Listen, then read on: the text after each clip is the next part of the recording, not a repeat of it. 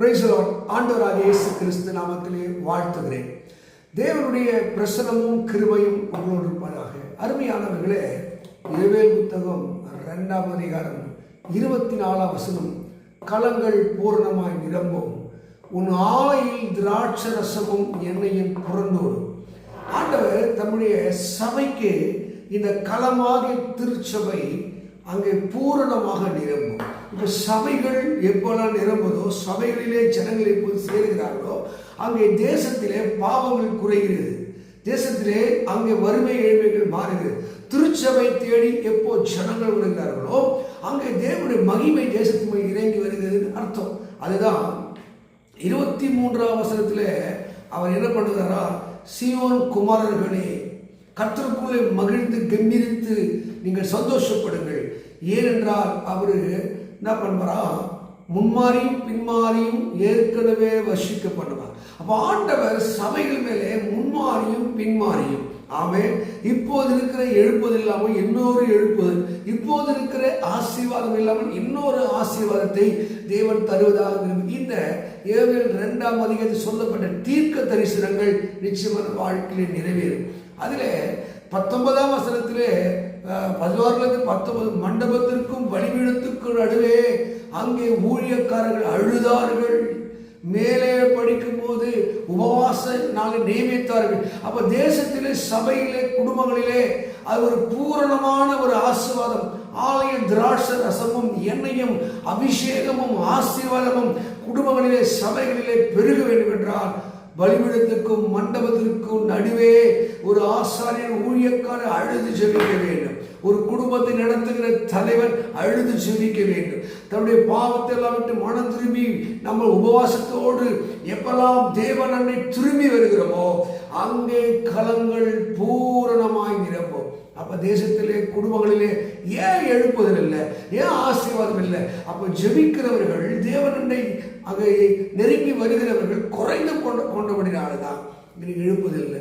எல்லாம் உபவாசித்து ஜெபித்தவர்கள், இரவு பகலும் ஜெபித்தவர்கள், ஜெபத்தை அதிகமாய் செலவழித்தவர்கள் இன்றைக்கு எல்லாரும் சோம்பேறிகளாய் மாறி போனார்கள். அதேதான் ஏசாயா 56:10 சொல்வது, என்னுடைய காவற்காரர்கள் ஒன்றும் அறியாத குருடர், பெருவயிற்று சோம்பேறிகள், குறைக்க மாட்டாத ஓமையான நாய்கள். இன்னைக்கு குறைக்க மாட்டல, ஜெபம் இல்லை, துதி இல்லை, ஒரு 5 நிமிடம் 10 நிமிடம் ஜெபிக்காதவர்கள் தான் இன்றைய ஆவிக்குரிய தலைவர்களாக இருக்கிறார்கள். அவர்கள் தான் அங்கு எழுப்புதலை பற்றி பேசுகிறார்கள், விடுதலை பற்றி பேசுகிறார்கள். 1/2 மணி நேரம் கூட ஜெபிக்க முடியாத முன்னாலே உங்கள் களங்கள் பூர்ணமாய் நிரம்பாது. இன்னும் வறுமை, இன்னும் தரித்திரம், இன்னும் பஞ்சம், இன்னும் பட்டினிக்கு காரணம் என்ன? இன்னைக்கு சபைகள் அந்த மேகத்தில் சம்பூர்ண மழைக்கு ஆயத்தமாகவில்லை, ஒரு எழுப்புதலுக்கு ஆயத்தமாகவில்லை.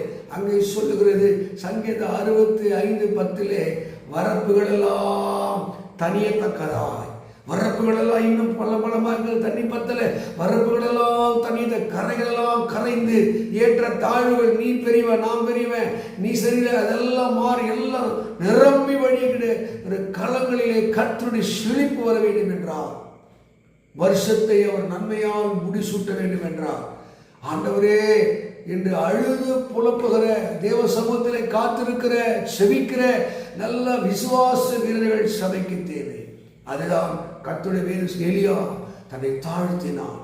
அங்கே 1 ராஜாக்கள் புத்தகம் 18ஆம் அதிகாரம் 41ஆம் வசனத்திலே பெருமழை இரைச்சல் கேட்டது, அவன் அடங்கி போகல. அங்கு சொல்கிறது 42, அவன் முகம் நெற்றிலே படும்படி அவன் தாழ்த்தினான், ஜெபித்தான்.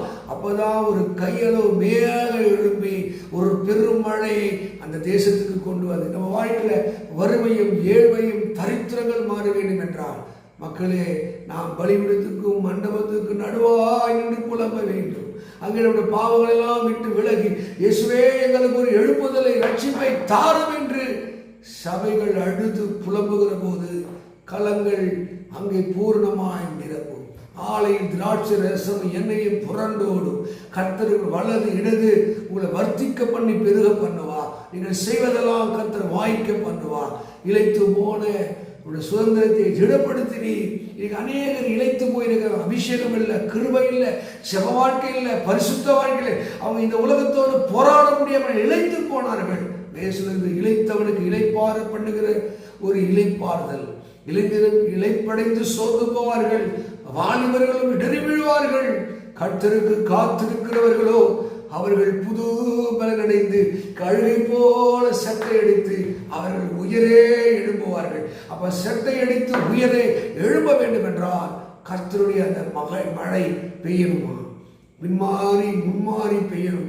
இதுவரைக்கும் இல்லாத எழுப்புதல் உண்டாகணும். சகரியாவில் நீங்க படிக்கும் போது அங்கே 10ஆம் அதிகாரம் 11 2 படிக்கும் போது வயலெல்லாம் நிரம்பத்தக்கதாய், தானியங்கள் விளையத்தக்கதாய், சபைகளுக்குள்ளே எழுப்புதல் உண்டாகத்தக்க, குடும்பங்கள் எழுப்புதல் உண்டாகத்தக்கதாய் பின்மாறிக்காக அங்கே வேண்டிக் கொள்ளுங்கள் என்கிறார்.